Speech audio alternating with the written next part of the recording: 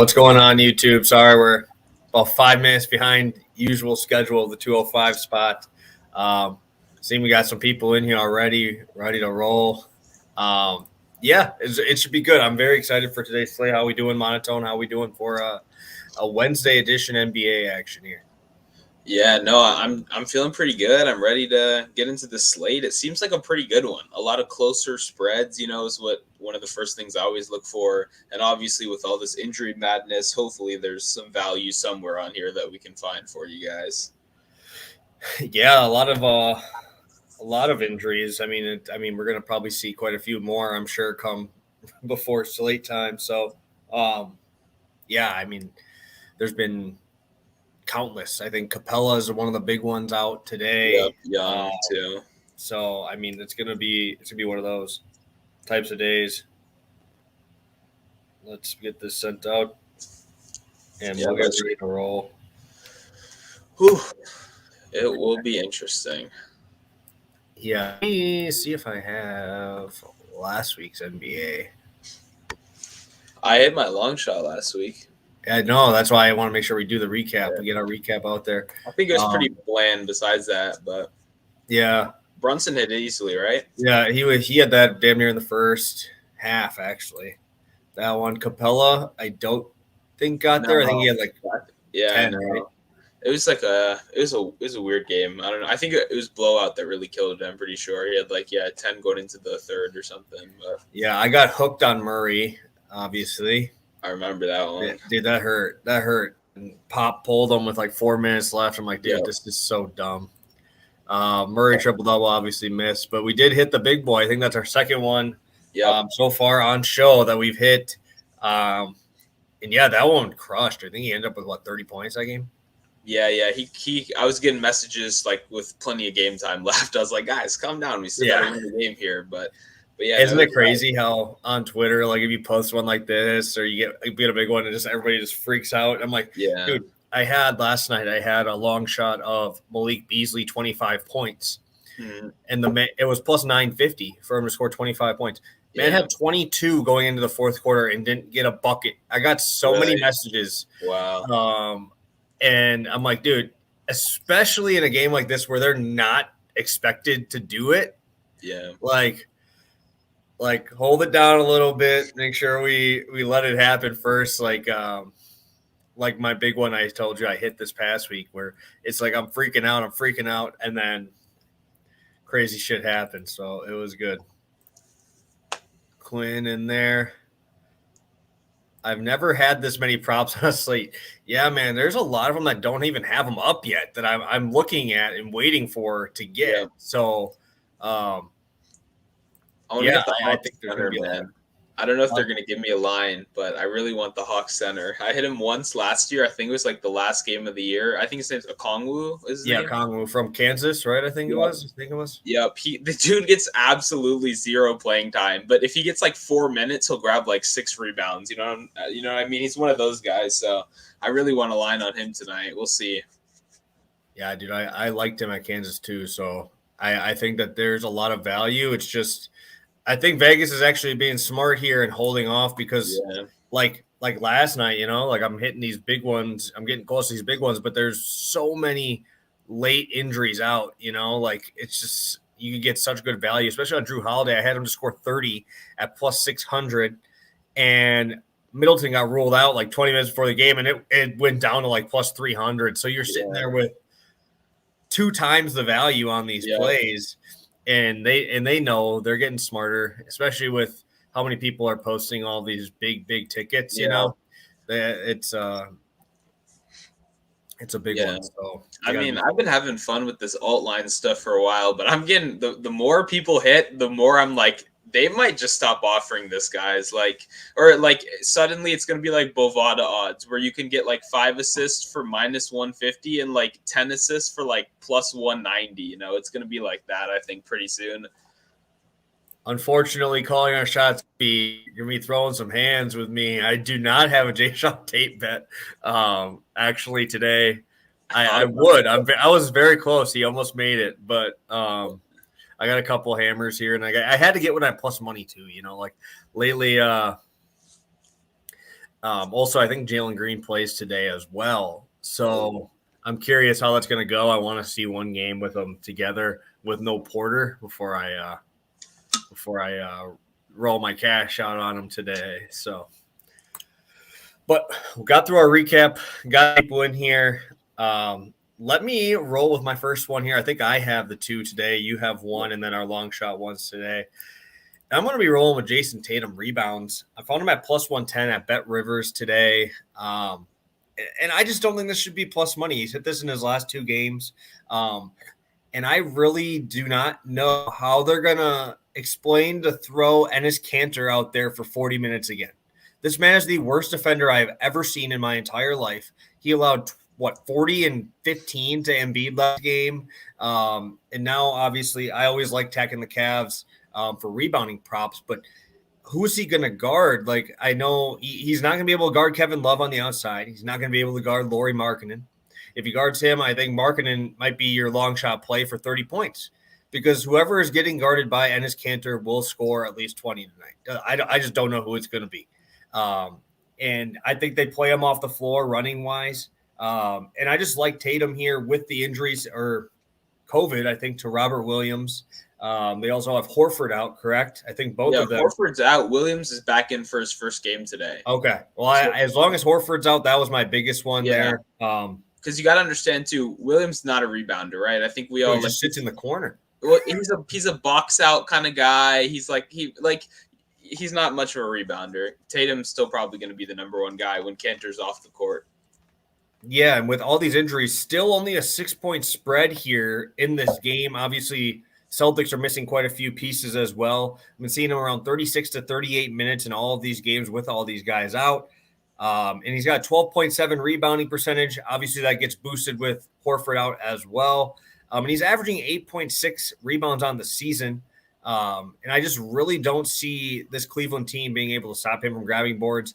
Lower total, which is better for the rebounding props, obviously.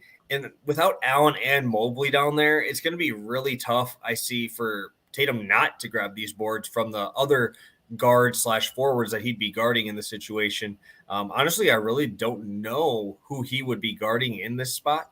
Like I said, Lauri's there, Markkanen, and obviously Jaylen Brown and all those guys are back. But I still think Tatum's going to easily crush this. I wouldn't be surprised with a double-double as well with the pretty stacked line here.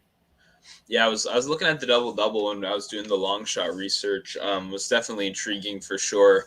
But yeah, I mean, I think the key right here is the Cavs, right? And who they've got down there. They've got all the guys that they've been trying to avoid playing at center all year.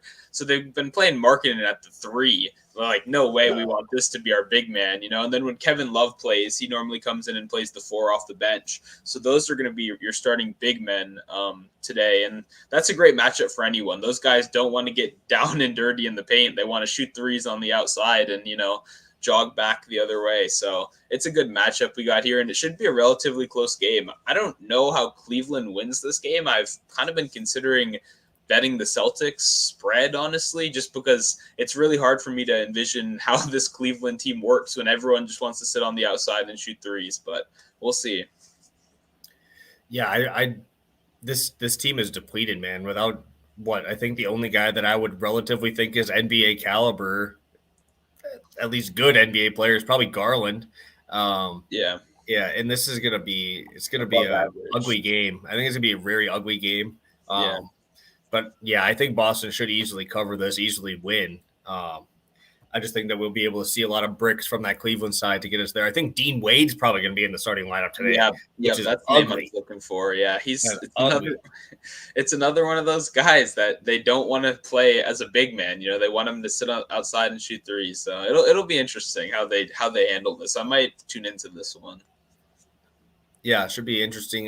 We're seeing somebody talking to Colin Rashad in the chat saying that Jalen Green plays today. I've seen reports for Thursday, but I've also seen reports for today. So I'm assuming he's going to play today, because if he can play today, if he can play tomorrow, why can't he play today? You know, it's 24 hours. I don't really see anything else. I know Trevor mentioned this in the chat this morning about Garland over 2.5 threes. I like that spot. I mean, if he's getting guarded by Dennis Schroeder, I love watching Dennis Schroeder play defense. That man's a bomb on defense. Yeah.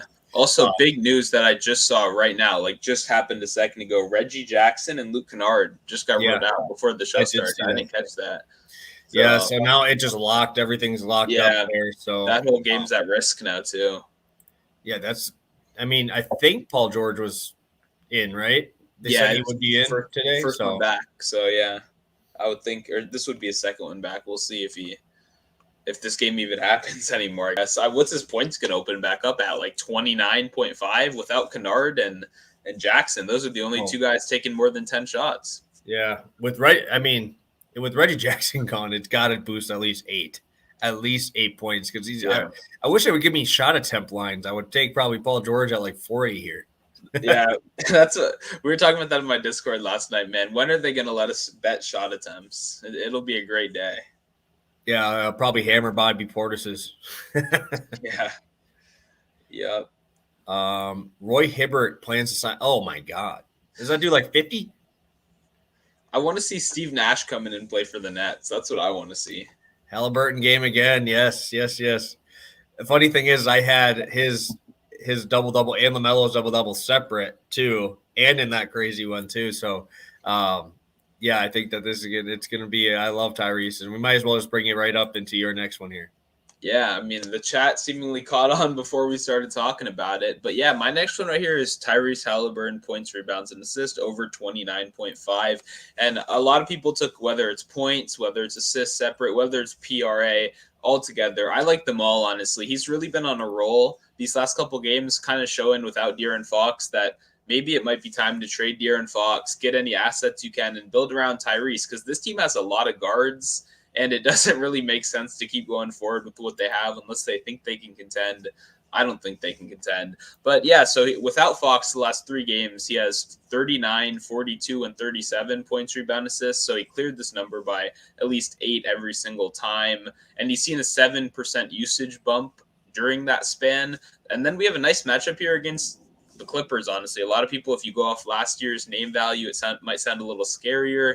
I'm not too worried about the Clippers. He actually hit this in one of 2 games with Fox earlier in the year. So now that Fox is out, obviously he's crushed it these last couple of games. I don't really think this is a fluke. Normally, I don't like to kind of jump on hot streaks because they can end at any time. But I really think this is just an example of a good player finally getting the usage that he kind of deserves at this point. So I think this will continue at the same rate it's going. Yeah, and I obviously was very, very, very invested into that last game that they had. Yeah. And I was watching that whole middle of the second quarter because that's when the LaMelo Ball's game ended to the end of that third quarter, early start of the fourth. And this dude didn't come off the floor, man. He came off the floor for like a 2-minute break and then popped right back in. That's what I was kind of worried about. But he was the catalyst of everything. Like nothing went down the floor without him having the ball in his hand. It was crazy because you'd see a guy like even Buddy Hield, the guy who's a pretty high usage guy when he touches the ball, immediately give it to Tyrese right at the top when they cross half court. Yeah. So in a game like that, in a pace like this, obviously Kings are playing pretty quickly these last couple weeks, boosting them up in the pace rankings pretty high. Tyrese just did everything. Like they tried to throw Gary Payton II on him. And he was bodying him up too. He would just take him down low, flip over. He was making crazy passes. Obviously, grabbed like 4 or 5 rebounds in there too. I was looking at his assist line at 8.5 and still thought that was low. Yeah.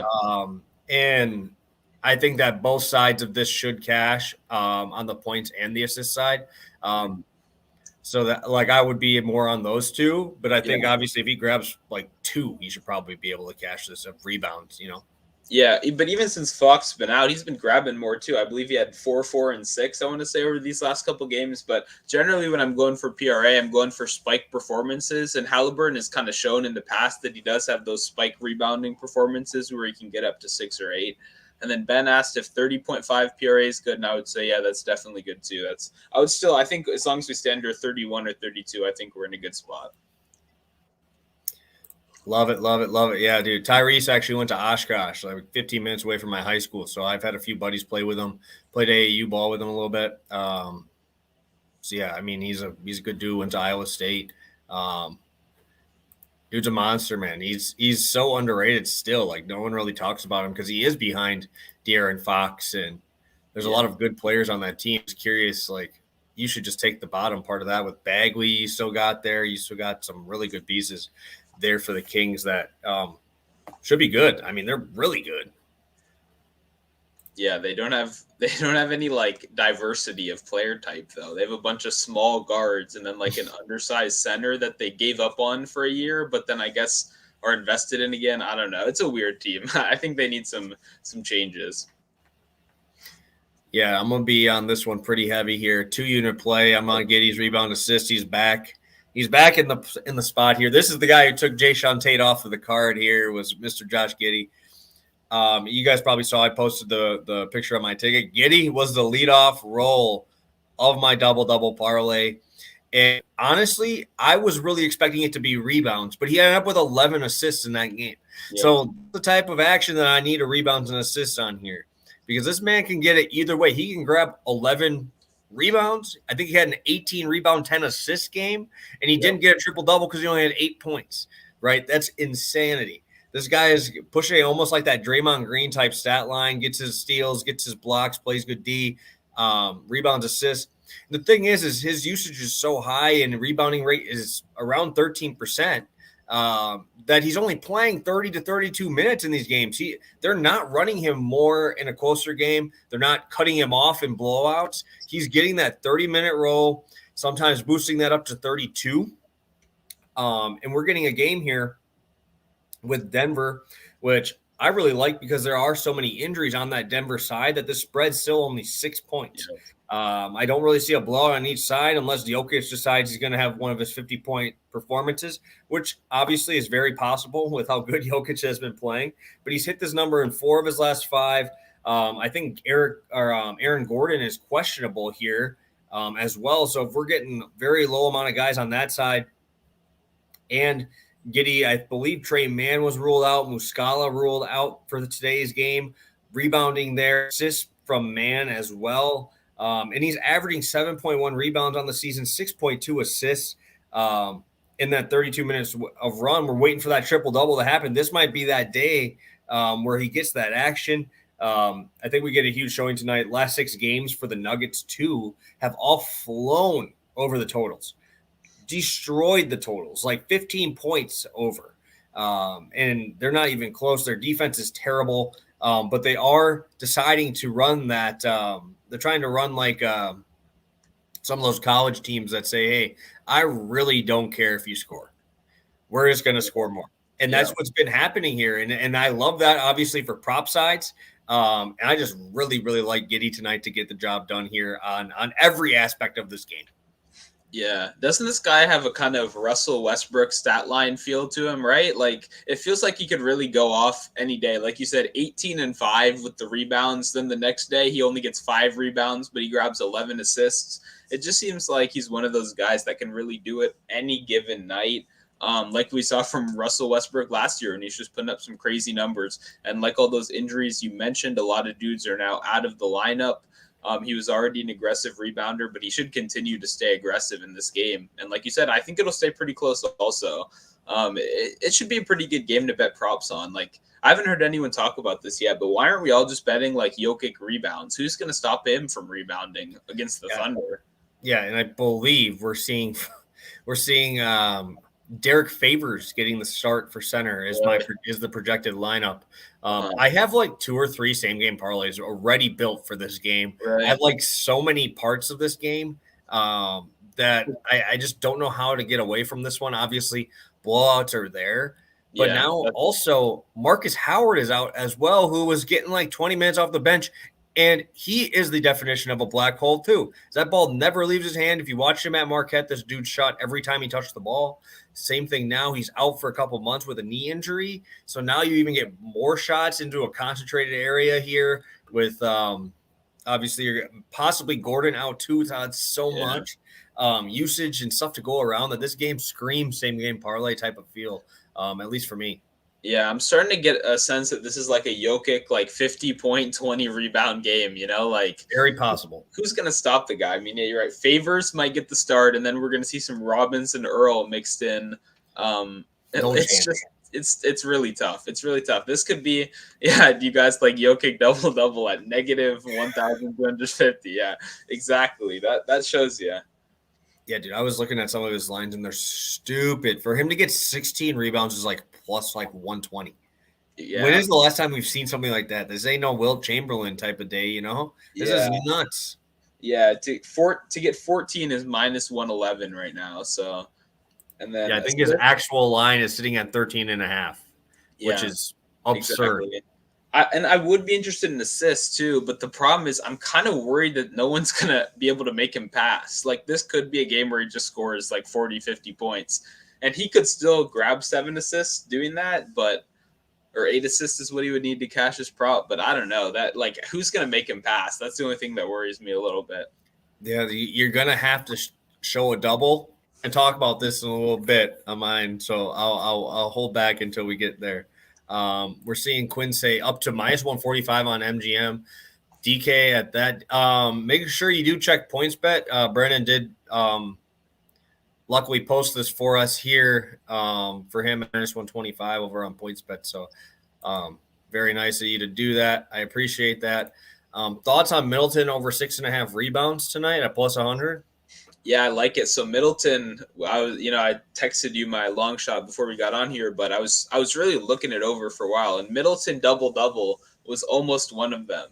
I don't even think he has a double all year, but he has like 8 rebounds, 9 rebounds consistently, you know. And as we've seen with Giannis out these last couple games, he's compiled 8 rebounds. So 6.5 plus 100 is nice. I kind of might shoot if it was just me for like 8 or 9 and try to get, closer to plus 200 just for more fun, I guess.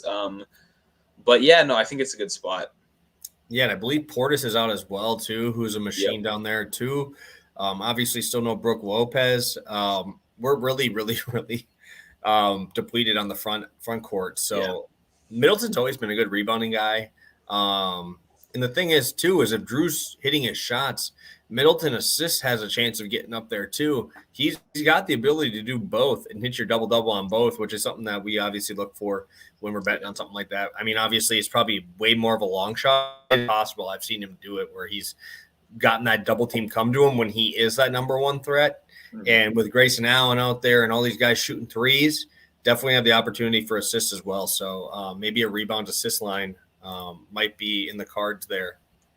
Yeah, when I'm looking at assists, another thing, the one thing that would worry me here, just talking about assists, not that anyone even asked, but just to talk about it for a sec, is if you have a ball handler, you want the roll man essentially to be a viable threat in the paint, because it's much, much easier to convert on assists when you're just, getting that nice little bounce pass to the center and you can just put it up there, as opposed to kicking it out to a 3-point shooter. There's a much lower percent chance that you make that shot. So the assist conversion rate is normally higher when you have a good big man. That's why CP3 can rack them up so easily, because Aiden just feeds it right into the, he just gets them in the paint and he gets those easy buckets. So, it's tough, but that's just one of the main things I look for with assist is you want the big man there. You want him to be competent at least. The only one I'll say on top of that is either Haliburton or Fox.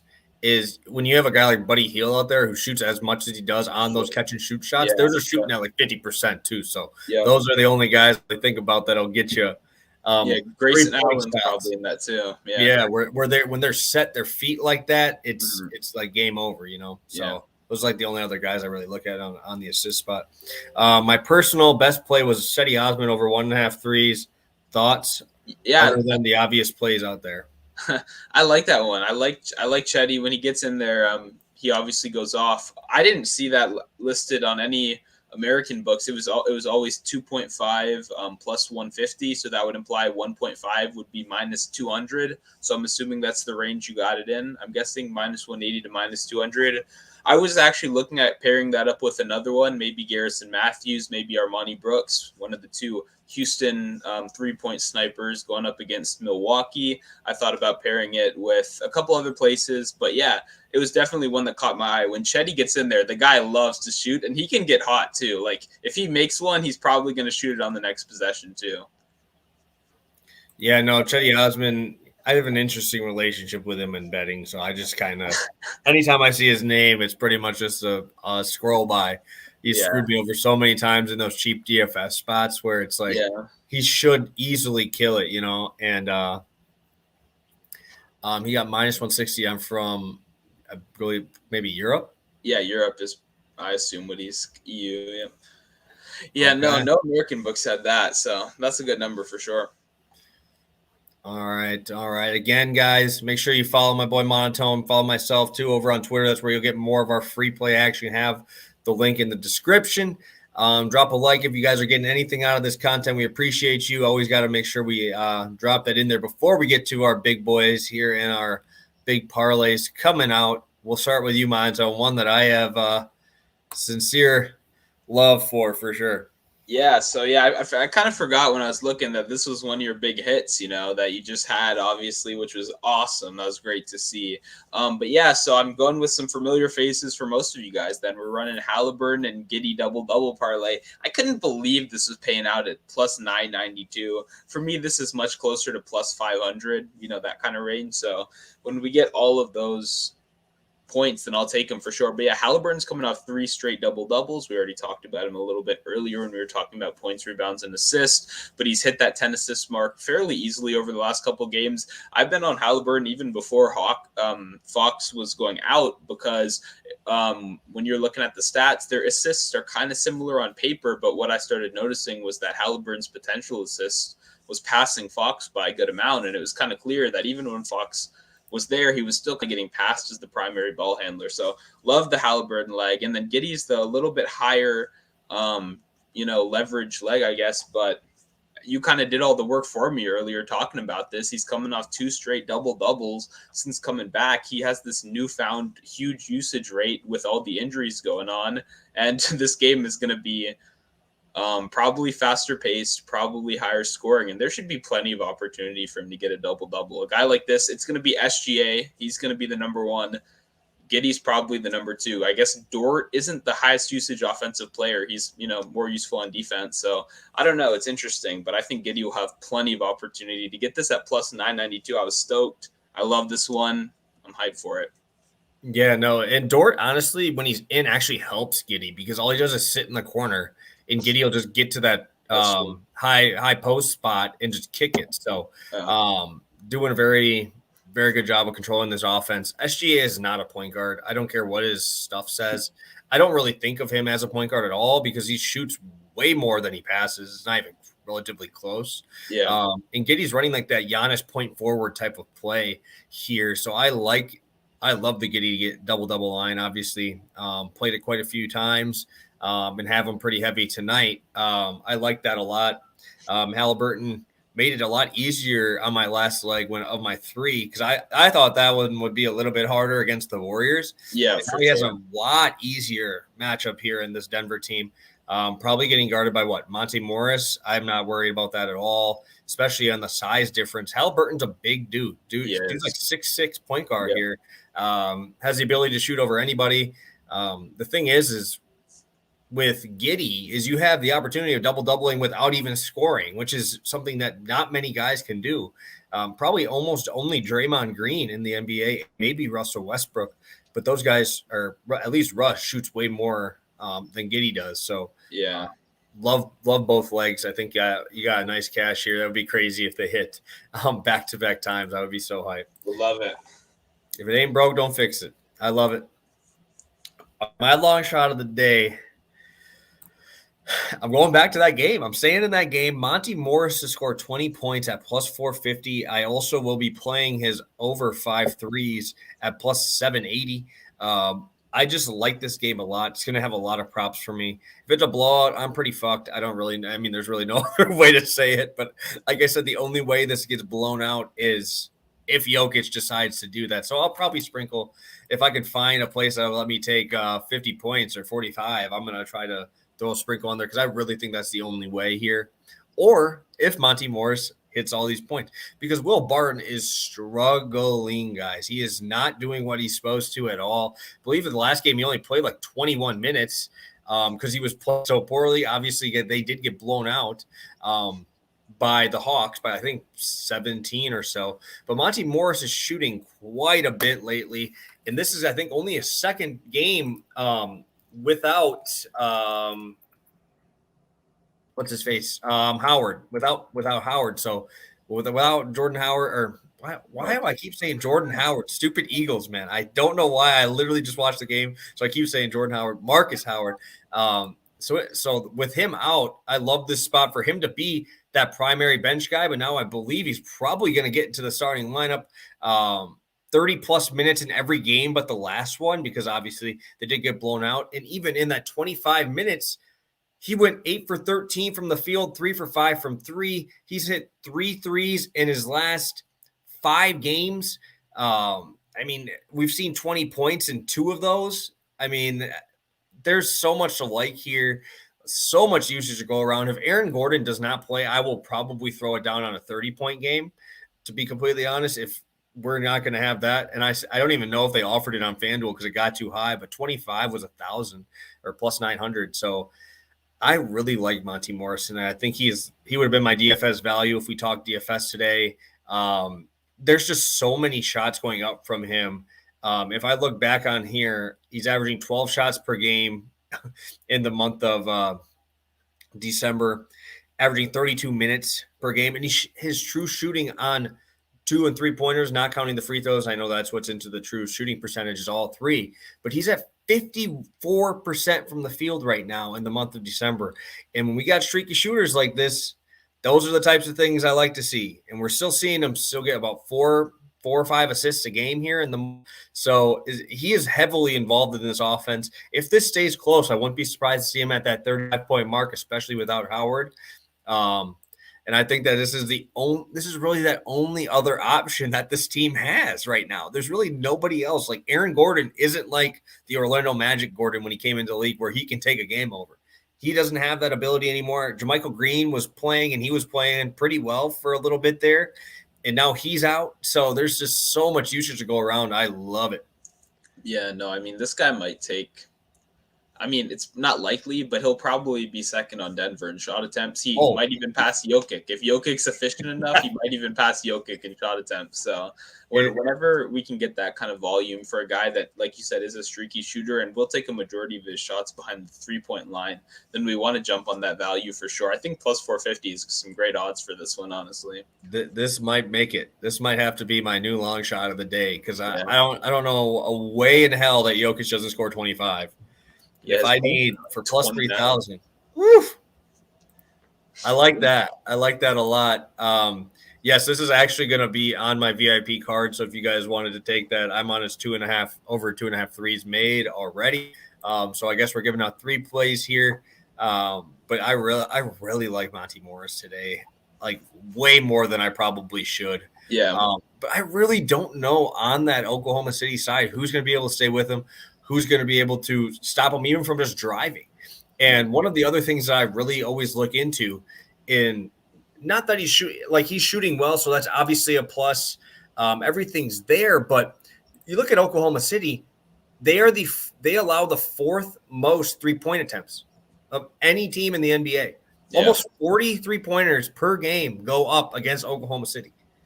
So Monty Morris could easily just get this on threes. He might not even need to come inside the 3-point line. He is that good of a shooter, and they give up that many shots. Like it's crazy. It's absolutely crazy. Like I'm looking right now. I have their thing up. This is one I look at all the time. But like last game, Oklahoma City was at 35 threes, and that was the lowest one of any game in their last 4. So yeah, that's 35 threes. Like, I mean, it's not Charlotte. Like Charlotte just played the Warriors, right? They just played the Warriors. Oh no, not the Warriors. No, they played the Jazz. Yeah. Threes in that game from the Jazz. And Oklahoma City's only 1 spot behind a team that allowed 53 threes to be shot.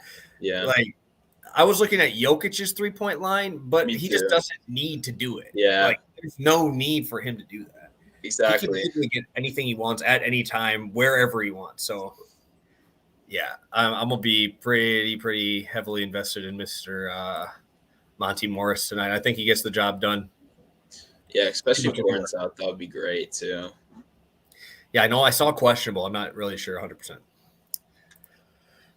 Jokic and Morris for 25 plus, 3106. I mean, if you guys are getting real crazy, might as well throw that with Josh Giddey double. That's all in one same game parlay. Yeah, that's gonna make that one go crazy. Yeah, I mean, I'd probably quit my job and do this and never go back. There you go. Because that'd be probably what? I'm curious what that would pay out. Somebody do that for me if you can type in, if you can get the Josh Giddey double in with Morris 25, Jokic 25.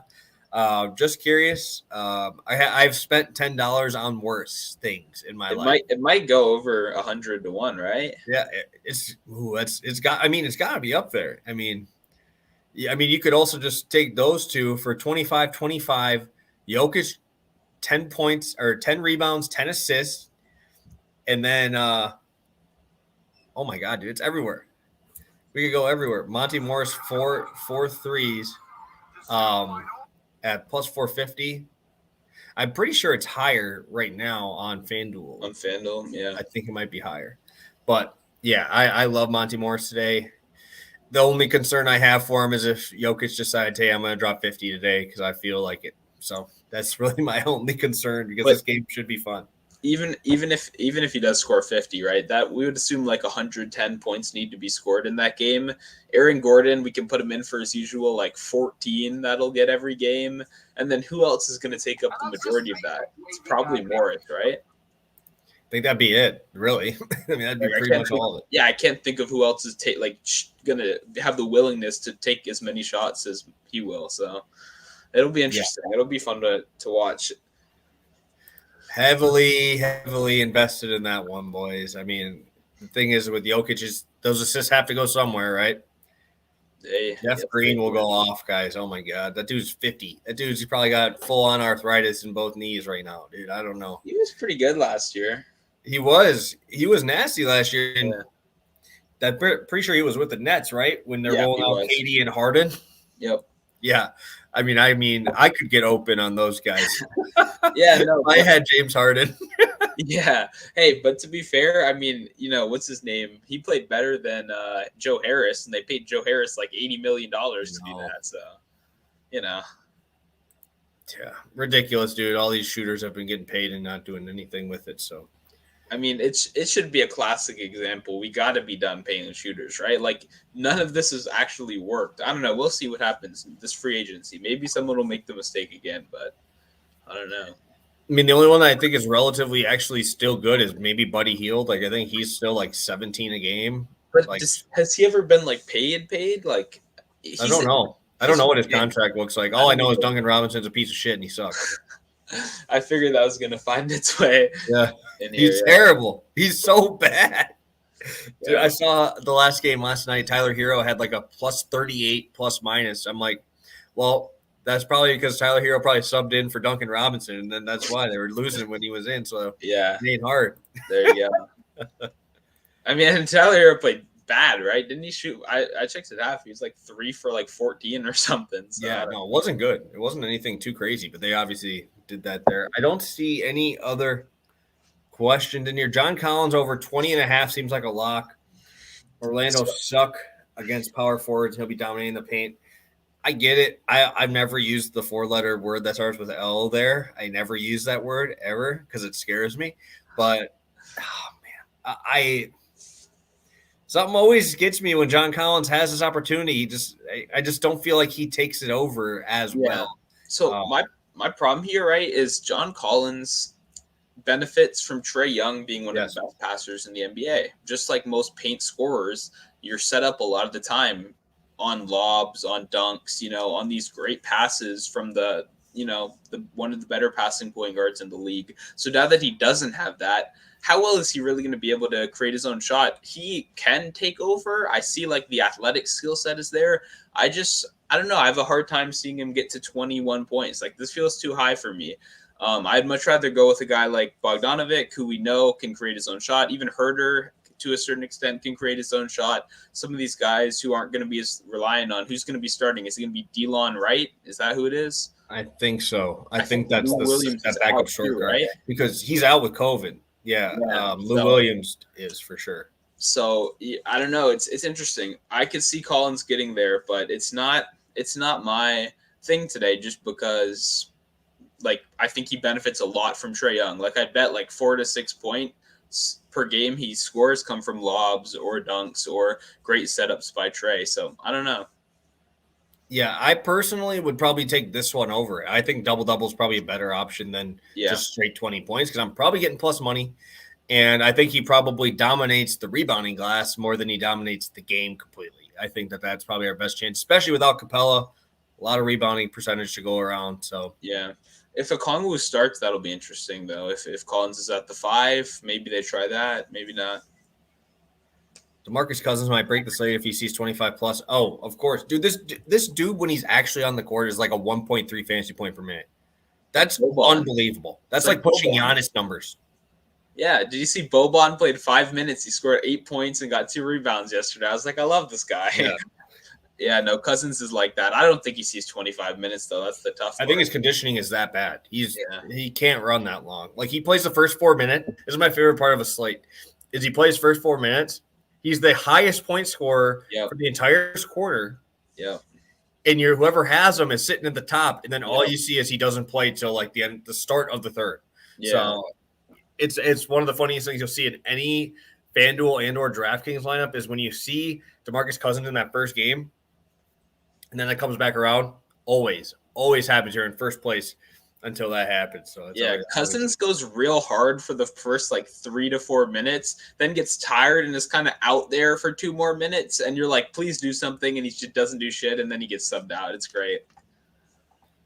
Not really, but I'll say to that. Not really. At this point, after the leg injury, I don't think so. It's not the best bet of the day, but it's okay. Yep. Okay. Yeah. Jake gives us this one at 100, over 100 to 1 here. Jokic 25, Morris 25, Giddey 6.5, and 6.5. I like it. It might find a way to be getting my $10. How much would that pay me? How much would that pay me if I put $10 on that? A lot. I'm not good at math, so I can't tell you, but a lot. Anybody know how much I'd give for $10? I think I just have to move it over, right? It'd be like that sounds right. 10K, something like that. Because if I threw 100 on it, I'd make 107. I would not throw 100 on it. I don't know about that, but if I put $10 on it, it'd be 1,000. Oh man, maybe I have to throw 15 on. Yeah, it's like a golf bet. 100. I might have to just throw 15 on it then. Wait till golf season comes around, and I thought you guys like Rory McIlroy parlayed with like Tyrese Haliburton double at like 300 to 1. Be excited for that. Oh God. Well, I'm just sitting here watching my my dreams fall away from Eastern Washington just scoring like 4 points in the second half. Was that absolute travesty? Huh? Is that college basketball? Yeah, dude, it sucks, man. It sucks because they're one of my favorite teams, and they're usually so good to me. Eastern Washington? Yeah, dude, all they do is snipe. They do is snipe threes. And today, they started out hot. They scored 19 points in 10 minutes and then end up the game with like 50 total. Yeah. Terrible. Yeah. Terrible. Yeah, I don't bet on college basketball. Fuck that. Yeah, dude, it is pretty fun, honestly, when you fall. Well, you really have to pick where you go. You can't try to bet the entire college basketball slate. That's why when people ask me if I'm betting like the first game of the day, dude, I don't even know these teams. Like, how am I supposed to know that? Like, I have like my 12 to 20 teams that I love, and I'll bet on most games. But I've been getting into like these smaller conferences too that have been pretty good to me too. So it seems like if you get a good knowledge of the smaller conferences, like lines will move like 8 points based on, like in the matter of like fast. 4 minutes. Yeah, it's crazy.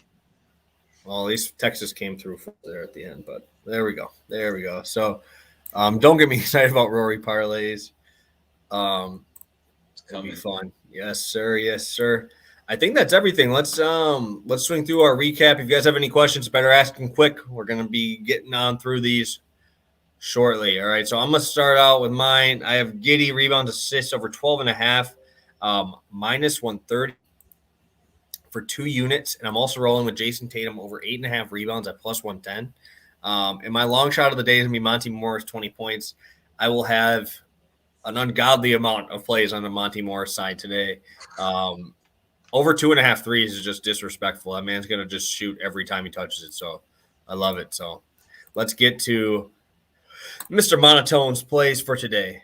Yep, there's a consistent theme. It's Haliburton, points, rebounds, and assists over 29.5 at -111. Then we get into Haliburton to have a double-double. Josh Giddey to have a double-double. That pays out at +992 over on DraftKings. Love it. Yeah. Like my guy Trevor says, if it ain't broke, don't fix it. Hell yeah. Ride it till the wheels fall off, and I don't see a reason why they're going to fall off today. Yeah, really like it. For me, yes, I would ride it at 13.5. Maybe more like a 1.5 unit. Those always find a way to be close, you know. Vegas finds a way to be like 1 or 2 off on these. So yeah, I would probably run it from 1.5 on 13.5. Plus money, I'd feel a little bit better about rolling it at that spot, but we will get it. I think we're sweeping this thing. I think even our long shots are hitting. Like I have no issue with this one at all. Like in my head, I don't see a way that those miss. Like the amount of volume there for everybody that we're playing tonight. Yeah. I'm not going to use the L word like someone said before, but I do like these plays quite a bit. So, do you have anything else to say, Monotone, before we pop out? I'm not sure if we're going to be coming back, or are you able to? That's Christmas Eve, ain't it? Well, I'm here. I'm in this fucking room. So I'm fucking here. I have COVID, so I can't leave. So I will be here. But yeah, the last thing I have to say, I've been live betting more. I've been working on that in private with That Guy Bets. If you guys know him on Twitter, he's a cool guy. He's been doing a lot of third quarter bets and he's been killing it. So I was really invested yesterday. I turned the football off once I realized my team was going to lose and I didn't want to experience any more pain. And I just started live betting these games and it went great. So I'm going to get more into that. I think today's going to be day 2 of testing and then it might become public. If I find anything amazing that I feel like I should just tweet.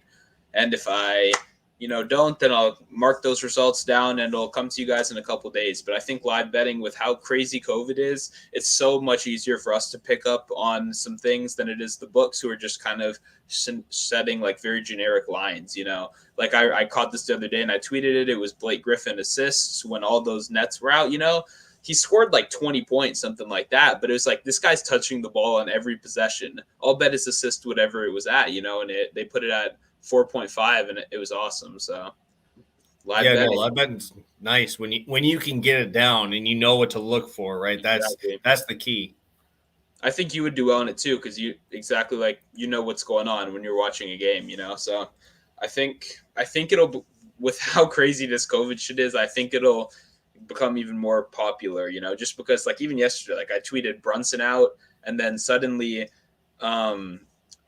Porzingis got ruled out, and then Tim Hardaway, and I was like, "Fuck!" It completely changed his role on that offense. He was handling the ball less, shooting more, like that kind of stuff. It just screws you over. You feel so good about a play. Brunson's usage was so good before when Luka was out, but suddenly COVID kind of changes everything. So it's tough, but I think it'll be fun.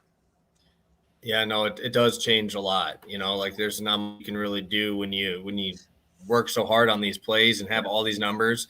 And then when that happens, I mean, like today alone, like if Gordon gets ruled out, the Morris plays look great. But I mean, also like if that's a bigger guy, a bigger piece that might rely on assists, it's tough, It's just kind of, there's so many different variables for these teams. And some guy wants to come out here and put on a show one day and then he's out. So all this usage has to go somewhere, and if you're betting unders right now, I would advise never to bet an under right now because like I can't bet an under because there's so much usage to go around, especially with these late subs and calls like Embiid coming out like a minute after the game starts, like there's so much crap like that happen where you're pretty much just might as well just take the over if you think it would go under and you're going to bet the under. I would just pass because there's just so much stuff like that, Yeah, I mean, I would just say I'm cool with under still, but you just got to wait till the last minute. You got to wait to make sure you're not going to get fucked by COVID news,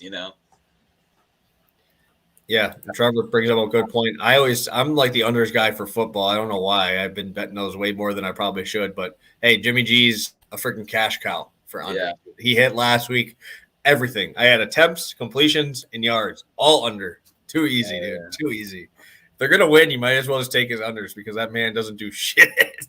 Yep. All right, guys. I think that we got everything in here. But yeah, I will let you know, Monotone. I'm not sure if I'll be able to pop on Christmas Eve. But if we do, obviously make sure you follow us. The links are in the description. That'll be where we'll let you know if we're popping on here for Fridays, past the prop football edition. But yeah, with the holidays and travel and stuff, it's always kind of crazy. Happy holidays if I don't see you guys again before, but have a blessed Christmas. Stay safe. Obviously, everything's popping back up with the COVID stuff, so be smart. Obviously, Monotone, get better, feel better. We'll catch everybody on the flip.